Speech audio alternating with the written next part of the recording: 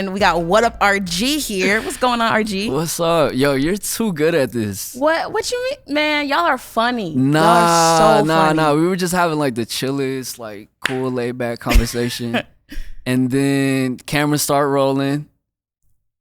And you just flip the switch. Yo, what's so up? This funny, is bro. that's so fire, funny. bro. Thank you, bro. I gotta get better. Hold on. Yo, what's up? This is What Up RG. Welcome to the 116 Live podcast. Bro, that was good though. Stop that playing. Was good. I'm not even gonna lie to you. I'm Let's not go. gonna if you I just need the script. You give me the script, I got you. If we ever need a guest co-host, I'm hitting you up. Hit me. That was solid. Hit me. How you been feeling, bro? I've been good. Happy man. New Year. Shoot, 2025, bro. Is it just me, or I feel like the older you get, the years go by quicker. Bro, I feel like it was just nah. This is insane. Because I feel like somebody just asked me, like, yo, how old are you? And I was like, I'm 26. And I was like, hold on. I'm not 26, bro. I just turned 28, bro. Bro, yeah. Time is just flying. Man. And flying. It's, yeah, but I mean, I can't complain. I feel like as time goes on, you know, obviously, like, you experience new things and all that. And like the last couple years have been such a blessing, like, as far as like just personally. Yeah. So where I'm like, I'm kind of glad that like the years aren't just like dragging out and I'm like, oh, just another day. Like I just get to experience every day and what comes with it. And then, you know, I wake up and now I'm like 28, bro. And 2025 though. It's How do you feel about our new president? So let's keep it positive. What's wrong with? No, I'm just kidding. All right. No, but the comments about to come for us, bro, for that one. But Wait, listen, what? Man, when I They tell be you, tripping? bro, I'm not gonna lie to you. Sometimes I be thinking what Ace and I say is cool until I get to the comments. I be like, dang, like we didn't even do you feel like you have to censor yourself? Low key, but I'm not gonna lie to you. I respect myself enough to still be able to say what's on my mind. You know what I'm saying? That's I'm real. sensitive though. You know what I'm saying? But I don't know. Wise, it's a balance to it. Yeah. Bro, when you talked about a lot of things happening, at least for you, bro, like new seasons of like marriage, bro. Like shout out to you, shout out to Cassandra. Shout out to Cass. What has it been like being a husband, navigating that life, you know what I'm saying? Enjoying all that comes with that. Talk about that. Oh, it's lit. It's lit. It feels like a long sleepover. That's real. That's real. It's my best friend, bro. I really married my best friend, and we bond on like music. We bond on art. We're like movie nerds, bro. We love watching like movies what movies? together. Like Studio Ghibli. My wife loves Studio Ghibli. What's that? Hold on, you're not hip. No, put me on. Wait, what's that? Studio Ghibli is a Japanese animation house. They do everything by hand. So like, you know, like animation's taking a turn towards like 3D renders, all that. But I'm thinking about my wife right now. Studio Ghibli does everything by hand. So they like animate everything, like sketch it out, and like they create these beautiful scenes, and obviously like the storyline and the writing is incredible, but just like the art form of animation, they like really value that, and it's incredible. You gotta Studio Ghibli. Studio Ghibli. Okay. I might be saying it wrong too. Studio Ghibli. Studio Ghibli or Studio Ghibli. Ghibli. I had it right the whole time, bro. Okay, yeah, Studio Ghibli. Okay. Yeah. I recommend Ponyo. Ponyo's a great one. Okay. Shoot, Trip would be on my head right now because I can't remember the titles of them. The Boy and the Heron is crazy. Are all of these anime? It's animation, but it's not like silly animation. Like it's it's like thorough stories and like really great. I mean, yeah, it's hard to like describe Studio Ghibli, but. Definitely recommend. They are animated movies, but they're just incredible, very deep. They have have great storylines. Studio Ghibli. I don't know why did we mention Studio Ghibli? Well, you said y'all like to watch movies, so y'all like to watch Studio Ghibli together. You and Cass. That's not all we do, but yeah.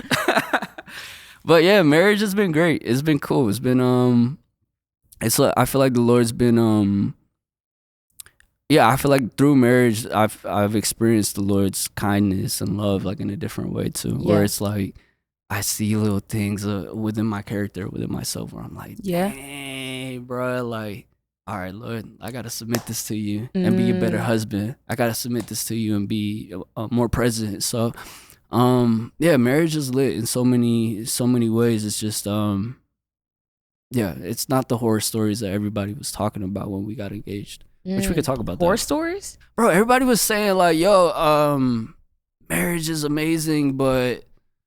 No, marriage is hard, but if you hold on to God and you love each other, you'll get through it or something like that. Like it was just like, oh, marriage is so hard, marriage is tough, marriage is this, and I'm like, yo, marriage has been great. Like, yeah, obviously, like we went to therapy, like which is we had great. Like, yeah, we had premarital, and which is essential. We had like a toolbox to go into marriage and like you know what to do when like, conflict came and knew how to like talk through things, but. Yeah, no, when we were engaged, everybody was like, yo, bro, like, I don't know, they made it sound like it was gonna be this like terrible thing. And people try to do that to my sister and brother-in-law. They were like, get ready because your first year of marriage is the toughest. Like, and they were like, first year of marriage was lit, bro. Yeah, okay, we like traveled and like no. If anybody is listening and thinking about marriage or thinking about if you're a guy thinking about popping the question or whatever, bro, it's a beautiful thing. Marriage is such a great thing. I think you learn so much about the Lord's kindness, so much about the Lord through marriage and in loving your wife, loving your partner. Yeah, I don't know. It deepens your relationship with the Lord, and it's not what everybody talks about, bro. If you do the work, the inner work, yeah. If you face, you know what I'm saying, like your habits and all that stuff, you do the inner work, it's going to be great, man. If you both are aligned in that and in pursuing God, you're going to be straight. But I'm not going to lie to you. One thing I truly admire about the guys in the space is that all of them just gush about their wives. Like everybody gushes about marriage, only because like, I used to come from a friend group, or at least it's like in school and things like that, where everyone was like, nah, I don't want to be married. Like, they're just like totally not like talk down to it. So having like hearing you and just like honestly hearing so many other guys gush about marriage, I think is beautiful. And even like you just never shying away from expressing that just now or just in social media, just in general. You know what I'm saying? Like, it's just beautiful. That's real. Reflecting back on the year, because I know that there was a lot of things that happened, like, of course, career-wise and with you, you know, with going to Rio and, like, you know, God Made a Way was doing great. Are there any, like, highlights of last year that you think about where you're kind of like, man, that was a pretty cool moment? Man, there's so many moments. Last year we had I'm definitely about to talk about my wife again, but last year we had our wedding, like our actual wedding. We got to celebrate with, like, our whole family, and that was lit. Definitely the highlight. Definitely a highlight. Yeah, that's all cast. My wife has a mood board, not a mood board. What's it called? I'm losing the word. Well, like a Pinterest board? She also has Pinterest boards for everything. Okay. But she makes decks for everything. Oh. So she has like a deck for like home decor, a deck for like the wedding. Like she had like every little thing like mapped out. So like for me, it was just like, yeah, we can afford this. I was just more like on the like budgeting side. Yeah, okay, that's fair balance. But she went all out with the like decor and everything, and she would be finding like cheat codes and like, you know what I'm saying, little sales here and there, whatever. Yo, Cass is the GOAT, bro. No, for real. It looked incredible. It did. And like we did it all within a reasonable, you know, budget. That's so good. Yeah, the wedding was lit. The week after that we went to Rio. So it was like we got married Saturday. Monday we were on a flight to Brazil. Ooh. What was Rio like? Oh my God, it's beautiful. Really? It's beautiful. Sheesh. And yo, I've never been to a city where like we had a translator with us because we don't speak Portuguese. A translator with us, and like on the trip driving into Rio, she like kind of like, we're all kind of chilling. She just kind of like pauses. She's like, guys, do you mind if we pray? I was like, yeah, what's going on? You know, I thought we were about to pray for her and something going on. And she's like, no, like Rio's really dangerous. Oh, whoa. And like, you know, you just never know what could happen. Do you mind if we pray before we go into Rio? And it took me back. I'm like, hold on, bro. What are we going into? Like, how bad is it that we have to pray before we get into Rio? But I mean, yeah, we popped a quick prayer. Maybe it was a prayer. Maybe Rio's just not that bad, bro. It was really cool. Like, we didn't experience anything crazy. Obviously, like, there's the slums and there's the favelas and, you know, everything that goes on there. But, like, man, the whole city is just beautiful. It's rich with culture. The food is incredible. Business over here walking over. And fun. Bro, what is happening, man? But yeah, no. Rio is beautiful, and the support out there is like nowhere else. I think we announced the show like maybe 2 weeks in advance. Whoa, for real? Like 2 weeks in advance, and we had like 1,500 people out there. It was insane, and the love was, it was something that I'd never experienced before. Like, yeah, I'm on stage and people are like rushing the stage. Like they had to like rush me out. I went through the back door, like, yo, you can't be doing that, blah, blah, blah. But like, it was just a whole, like, it was electric. And I can't wait to go back. Yeah, I was going to ask you, would you go back? Oh yeah, I'm going back in, I think April. Sheesh, yeah? June? Yeah. Going back to, this time I'm going to Sao Paulo. But yeah, it's gonna be lit. It's gonna be cool. Dang, bro. I feel like, I'm not gonna lie, traveling is one of like just my favorite things to do. So like being submerged in culture, and plus you got a lot of love out there too. So like feeling the love from all the people and things like that. Yeah. I can only imagine what that was like. Now bro, that was so good. I'm not gonna lie. I'm seriously impressed. As he said, as always, y'all, RG Meah checking in here. Okay, so I want to talk about the single. Correct me if I'm wrong. Cien Docenas. Hey, you got it. See, I'm on my way. That's bro, fire. I'm telling y'all, I'm on my way. I told y'all I've been really consistent with my Duolingo. So I've been really like, you know, killing it. Cien Docenas. So I want you to talk about I want to just know about what inspired the song sonically, and then even like lyrically, because I know you kind of went in a different direction lyrically. So kind of dive into what how Cien Docenas came about. Yeah. No, I think Cien Docenas for me was really just like setting the tone for the year, and just setting the intention behind how we're moving and how we're doing everything for the year. I think for me, Cien Docenas translates to 100 dozens, and the story behind it is my mom. She always, at any given point, I would get home from school and she'd have like the whole dinner table like laid out with like all her materials to make tamales. And so growing up, I thought my mom just loved cooking. Yeah. And I was like, yo, my mom just loves cooking. So like, that's her thing. Yeah. She loves it, whatever. And as I got older, I realized like, not only did she love cooking and serving people, but this was like a means for her to provide for us, selling tamales. And so, for me, I think when I speak on like setting the intention and setting like the tone for what this year looks like for me, like I still see music as a service, and I see music as a way of serving my community, serving the people who listen and are tapped in. But also like I'm trying to make something happen, man. I have a family. It's not just me. Like it's always been, you know, looking out for my family. I got my wife. We want to have a family eventually. Like I gotta lock in and like make something happen. So that's the intention I have behind, you know, this single and just the rest of the year, the tone for this season of my life, where I want to not only move, I don't just want to move out of like what I'm feeling or how I'm feeling. It's like, no, I'm gonna get up and you know, provide for my family. So that's kind of where I'm at with Cien Docenas. Yeah, that's real. I saw a post on Threads one time where it was like the mind shift that happens between 27 and 30 is real. And I was like, whoa, because I was just like, just turning 28, I was like, I don't know. I feel like I'm just viewing things differently, thinking about the future and things like that. And it kind of seems like you're kind of in like the same mind frame. Do you remember when like you started to see the shift in your mind? We're kind of like, okay, I got to kind of move different. Nah, I think it was more gradual. It wasn't like a moment or anything, but I think for me it was just looking at our situation and where we were at, like my mom's situation.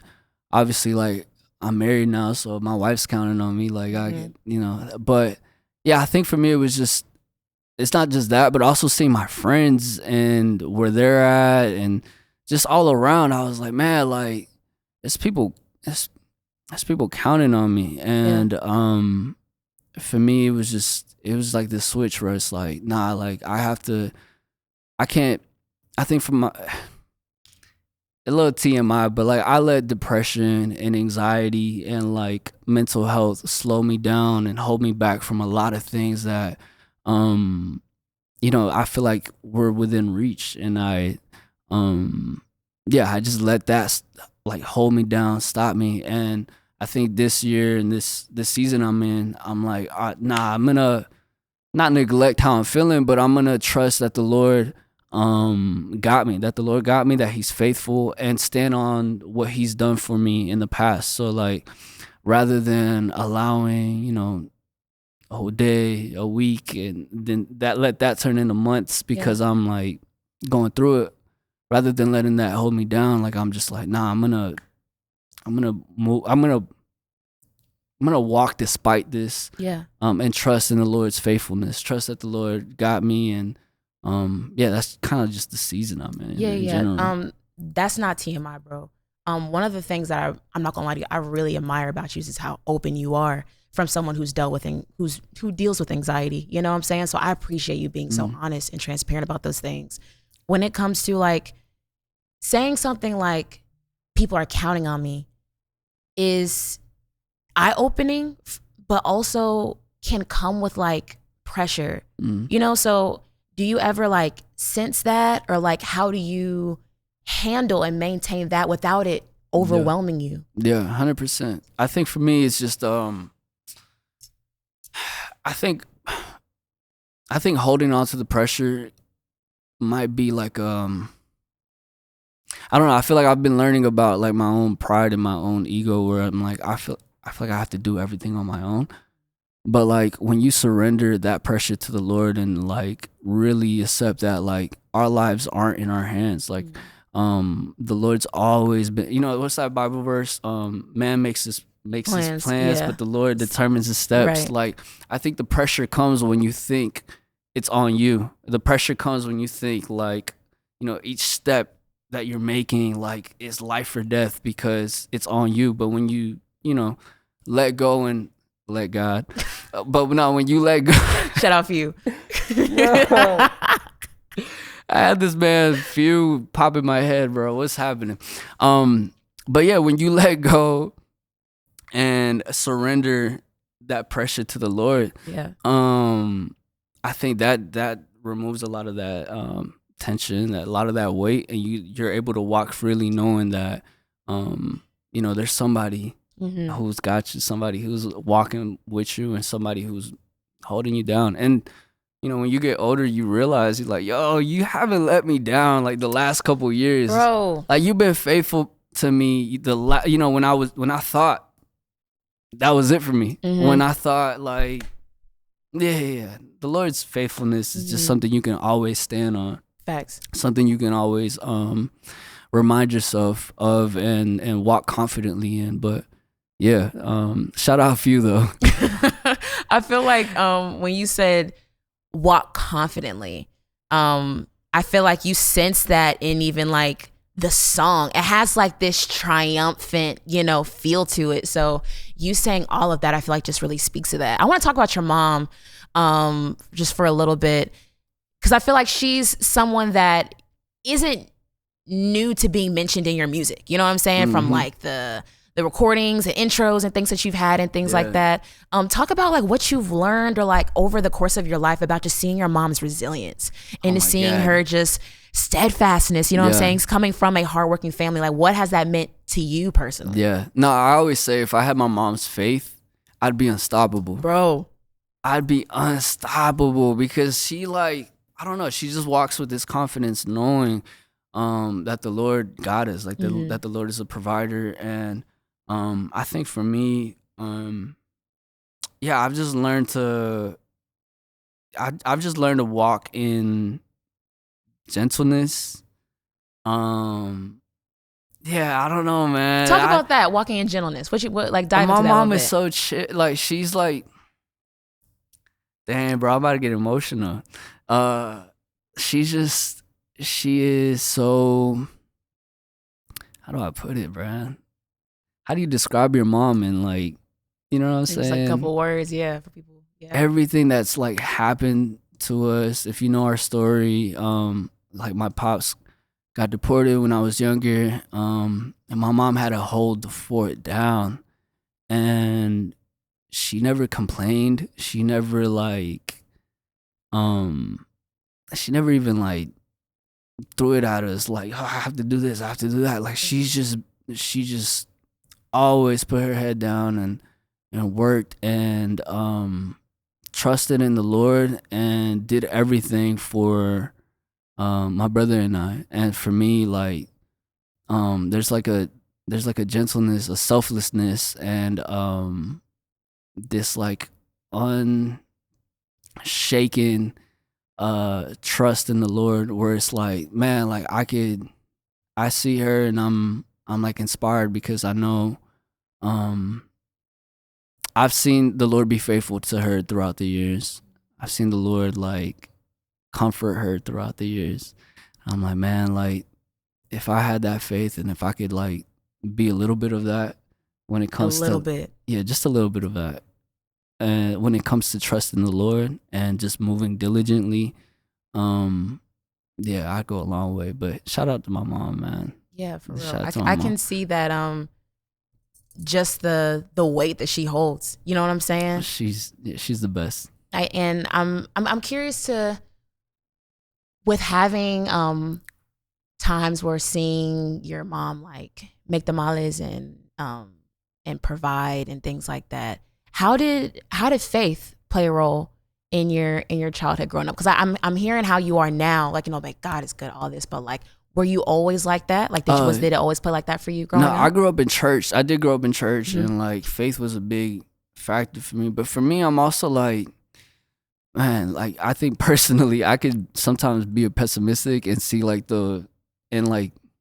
try to prepare for the worst. Yeah. And like it doesn't leave room for the Lord to like work. It's just like, oh no, I know what's gonna happen, man. Like, look preparing at this. yourself Exactly. already for it. Yeah. And it's like, my mom's like, no, like the Lord can still come through. I'm like, Ma, but like, this is, you're not seeing it. And she's like, no, but like. So you've seen faith exemplified in your mom. Yes, 100%. Yeah. 100%. And so for me, growing up, I've always seen that. And that's why I say, like, if I could have a little bit of that type of faith, like, it'd go a long way because, like, it's like this unshaken, unwavering trust in the Lord that I think a lot of people, I think just in general, it's necessary in your walk with God. Like, when you look at the stories in the Bible, like, it was the moments where like people fully like let go and then just trusted the Lord. Yeah. That's when like God really moved. Cause like when you're like trying to do things on your own and trying to figure, you know what I'm saying? When you're like, I think that's where like things usually go wrong. But yeah, it's that like unshaken faith that moves mountains. So shout out Mom, bro. No, it's people underestimate how sometimes it's not even the things that you say, you know what I'm saying? But it's like the actions, you know what I'm saying? So like you seeing your mom, it's like you actually seeing her not just speak it, but like walk out the faith.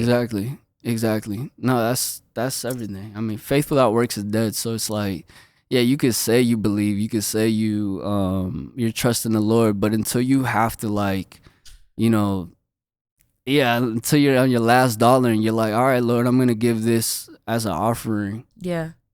I don't have nothing left, but I'm giving you all. I'm trusting in you. And you see the Lord come through in that, then that's when you have like something to stand on. You know Facts. what I'm saying? Like the Lord came through for me this time. The Lord came through for me this time. My mom got stories, but I wish she could make it. Bro, She got stories where she's like, yeah, like we gave our last $20 to the offering, and we got home and there was an envelope that somebody had like given us $1,000 for rent and like baby wipes and diapers and all this stuff. I'm like, bro, what? Jeez, like man. it's just stories after stories of the Lord just being faithful, and that's where I like try to put my confidence in. I'm like, yo, I know the Lord's I know the Lord's come through. I know the Lord's not gonna let us down. And yeah, I mean, shoot, that's man. Shout out mom, shout out to mom, bro. Man, listen, and shout out 1K for you. Shout out 1K. I'm not gonna lie, you were talking, I kept hearing let go, let God. I'm trying not to say let go and let God, bro. This man's hacked our algorithms and our minds. If I see Few one more time on my feed, I'm like, I just saw you. I promise you. But yeah, he might be behind this. No, pop up out of nowhere. He might be hanging. Hold on. Few will probably drop from the ceiling right now, and we'll just do the whole verse on it. But listen, y'all. So listen. Let go. And let God. So really quick, I really want to talk about. Matt. Shout out to Matt. Yes, sir. We cannot forget Matt. RG definitely said that off air. We had to make sure we shout out Matt holding down the operation. I'm sorry, I cut you off. No, you're good. You're good. I'm a terrible person. I want to talk about. Correct me if I'm wrong again. Siempre Contigo. Yes. Always with you. Yes. The benefit concert you're doing in LA, which I think is so mindful and so, of course, necessary on time. I just want to talk about of course it's great to do that and everyone wishes they can. But I want to just know what led you to really want to like follow through, do a concert, just for everyone who was affected by the wildfires in LA. Yeah. First and foremost, like shout out and thoughts and prayers with everybody who's been affected. Like I can't imagine what everybody's processing and how they're dealing with it. Like my wife and I have been keeping up with like stories and just everything going on, and it's heartbreaking. So yeah, I just want to show love to everybody affected. For me to I think for me to like follow through with the thought, it was I was listening to an Erwin McManus sermon, and at the end of the sermon, this is when he's wrapping up, he kind of just encouraged everybody to follow the quiet, still voice that's leading you to do good. He said, don't like question it.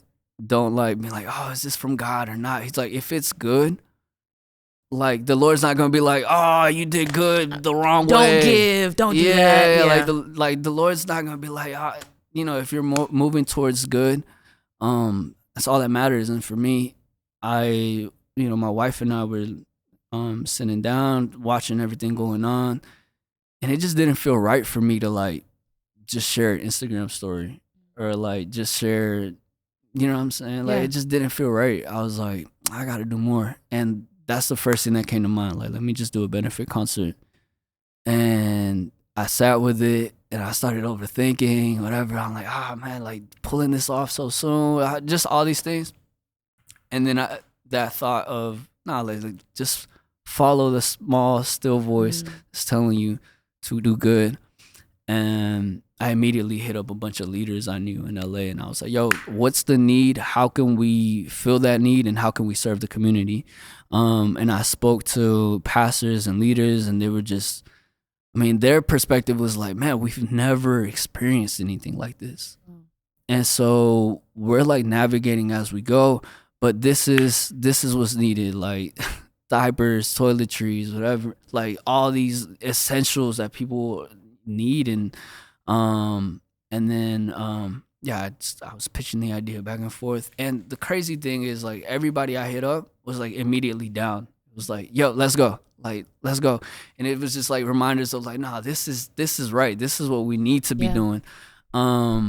And up until 2-3 days ago when we announced, and Actually, before I announced, I shared another like post to my close friends, and then we had like mad people like show love and like, oh, how can we support? How can we be a part? And so for me, it was like, this is what we need to be doing. Like, this is what community looks like. This is what the church looks like. This is what the church looks like, bro. Like, if I'm not Google, I can't donate $1 million to help everybody, but if we could provide people a moment of hope, a moment of joy, and kind of have this almost like moment of like normalcy, like, you know what I'm saying? Like, and if we can bring the community together, for people to feel less alone, I think that's it. That's the mission. So, Siempre Contigo, always with you, no matter, the thing me and Lou been saying, Lou is from Siervos. We've been saying, en las buenas y en las malas, through the good and the bad, we're always going to be there with you. And I think LA, for a lot of us, I could speak for every artist actually on the lineup, like, LA has always shown love and support. And I think we're just doing our part in being there for them as well. Yeah, so. I think it's just so much intentionality you can just see. But beyond even you talking about it, when I saw it, I was just like, man, that's just like, even down to like everyone who chose on the lineup and the sponsors and things like that. You know what I'm saying? And shout out to the sponsors too. Yeah. Everybody, like, it was an immediate yes, like, let's go. So yeah, shout out to Reach, shout out to La Salle, Siervos, Voz Church, Fearless Church. Yeah, everybody that came together to make it happen. So that kind of reminds me of, like, I can't remember the exact chapter, but like it's one chapter in Acts where it just says that it's nothing super prophetic or anything like that, but just says how the church leaned on each other for everything. You know what I'm saying? And I'm just thinking about that where you said, this is the church. It's like, I don't have to be in LA to be able to do what I can, and just to be intentional. I don't know, it just seems as if you've always just had you're not far from the people, if that makes sense. Or like, just like from your supporters, like thinking about you dedicating the song to Rio and you going out there, like, you know what I'm saying, being in touch with them. And then even when it comes to LA, you know what I'm saying? Have you always had that heart to always want to help others? Did it come over time when you realized, like, oh, I have this platform now, I can do this? Like, how has it been with you in generosity and always just making sure you could always do what you can for others? Yeah. No, I think that's back to talking about my mom. And shout out to my mom. That was always her heart. Yeah. Like, her heart has always been like, she sees somebody in need, like, I'm helping out. My pops too. Like, I always seen that example. So for me, like, I have a platform. I don't have $1 million to give, but I have friends who can come together and, we can curate and build this moment to, help the community. But, I think back to also speaking on intention, this year, my goal was just to serve the people who have supported me. Like, when we talk about Rio, like, Brazil was like my second top market on like Spotify. So I'm like, man, like, Brazil showing this much love, we have to show love. Wow, and I think just all around, that's the intention I'm moving with. Like, wherever, I just want to serve the people who are around me and the people that are like immediately already tuned in to what's going on. I'm like, all right, man, like, if it's like Houston and Texas and like, it's mad like Latinos, mad Mexicans, like, all right, let's get these corridos popping. Like, let's get this music going, man. Like, I'm just here to serve, because at the end of the day, Funky, who's a Latin artist, really, first time I ever stepped on stage, I was like rapping one of his songs. But when I met him, he told me music is a service. So music, like, once you get on stage and once you get on the mic, you are a servant to the people who are listening to you. Music is a service. It's no longer about you. It's no longer about what you want to say. It's about what the Lord wants to say through you to serve the people who are listening. And so for me, yeah, that's the intention and the heart we're moving with this year, next year, and throughout the rest of my career. Like this is a service, and we're just showing up for the community. Yeah, and you even hear that in Cien Docenas, where you're just talking about shifting priorities. Because I mean, don't get me wrong, it's the top of the year. You could be focused on, like we already talked off air about music you want to do and things like that, but to be on the forefront of like, no, there are people who lost everything. I want to shift my priority there. You know what I'm saying? So you could get so caught up with like, the stats and the numbers and like, I want to make this amount of money or whatever, like, because that's what the top of the year is for. A lot of people love to like reset and refocus and goal setting. Goals, But I think, I've just never seen a moment where I've shown up for somebody where the Lord hasn't shown up for me. I haven't seen it. I've never. I think there's a blessing in giving. There's a blessing in showing up for others and putting yourself to the side. But I'm sorry I cut you off. No, that was good. I'm not gonna lie, I forgot what I was gonna say because that was so good. Dang. RG's a terrible person. No, you're not. Stop it. 2. Stop it. Shout out to 1K Fuse. Shout out to Matt. Okay, so when it comes to that's my thing. I'm just gonna say shout out Few, shout out and Matt. Shout out Matt. Holy Culture Radio, channel 140. We're here live with Meah Evans. When it comes to shifting responsibilities and priorities and moving with intention, is there anywhere, even in just like your personal life, where you see yourself wanting to apply more of that this year? I'm so sorry. Shifting priorities, intention, moving all that, opposed from just music, like just for you. I think I just want to. I think for the beginning of my career when I was younger, I was so focused on like just the music and like, man, no sleep, just like 5 a.m. like in the studio working and like just super dialed in on the art and all that. Like I still have that same heart and intention, but I'm also like, man, I want to be present. I want to be present at home. I want to be present for my friends, my family. There's so many people that I almost disconnected with because I was so focused on, I gotta get this music like locked in. I gotta get better. I gotta put my 10,000 hours in. And I think just recently my heart's been set on like the music's gonna be there. Like I could tap in and I could tap into my gifts, tap into my writing, producing, whatever.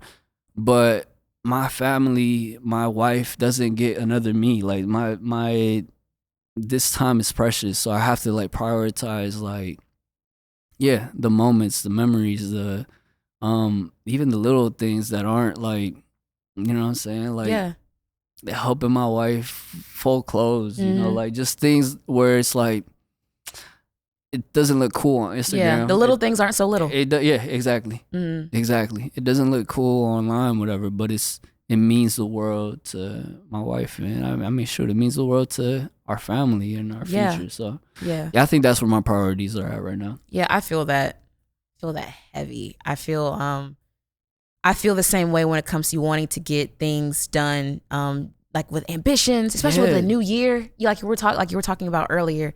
But when you just like stop and realize that like the things that we focus on just aren't worthy of being magnified. Yeah. And when you spend more time, you would think that you would get more done when of course with in your case music, or like in my case which is like, trying to build a brand, or like, trying to build out a studio, all these different type of things.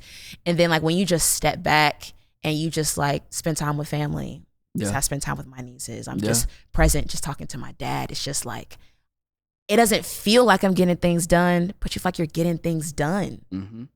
Yeah. You know what I'm saying? No, and it's real. Just like things like that. Just, I don't know. When you do miss out on those things, you don't feel like you're missing out on much. That FOMO, it's just kind of like, different. Would you? No, that's real. That's so real. I have friends who are like, never mind. I don't want to share too much, but like I have friends who like struggle with comparison, and they're like, man, like I don't know, like so and so is here, and I'm over here, and I'm like, man, but like you're doing great. Yeah, you're doing good. Like I look at your day to day, and you're present. Like that's it. That's all that matters. We don't know what, I feel like social media, content culture, all around, like it's like highlight reels, but like the day to day. We don't know what everybody's going through. We don't know what they're processing and what their actual lives look like. I think we should value those little things that aren't so little way more. And forget about like what anybody else is doing. Like, are you faithful at home? Like, are you faithful to the people in your community? I think that's everything. Yeah. I couldn't echo that anymore. Before we wrap up, is there anything else you want to plug, bro? I want you to plug even your mom's tamale business. Is there anything else you want to plug along with plugging that as well? Yeah. Shout out to Tamales, man. TAMALYS.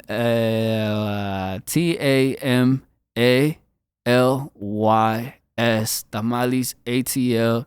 She's on Instagram. You could hit her up at 678-760-3365. Order your tamales, bro. Tenemos de rajas. We got rajas, green sauce with chicken. We got the red sauce with chicken. We got the cheese and veggies. We got it all, man. Hit us up, man. Tamales ATL. Shout out to Heaven on Earth, the whole gang. Everybody's locked in, working on their music, working on Heaven on Earth stuff. Shout out to 1K Few and Matt. Listen, shout out RG. Thank you, bro, for being on this week's episode.